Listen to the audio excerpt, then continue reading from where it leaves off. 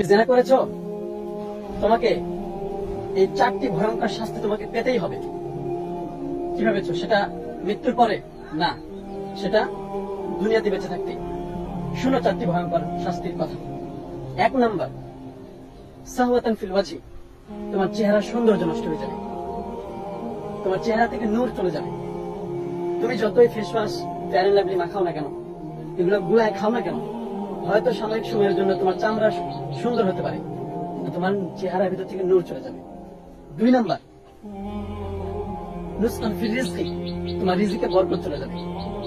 দেখবে কিছু মানুষ এমন আছে যারা মোটরসাইকেল নিয়ে ঘুরে, কিন্তু তাদের খোঁজ নিয়ে দেখবে মাথার উপরে লোন, ঘরে শান্তি নেই, হ্যাঁ, 1 বেলা খাইলে 2 বেলা খায় না, অনেক টেনশনে থাকে। 3 নাম্বার, বাগদাতান ফি কুলুবিল খালক, মানুষের মনে তোমার জন্য ঘৃণা সৃষ্টি করে দেওয়া হবে। কোথাও গিয়ে তুমি শান্তি পাবে না, কোথাও সম্মান পাবে না, মানুষ তোমাকে দেখতে চাইবে না।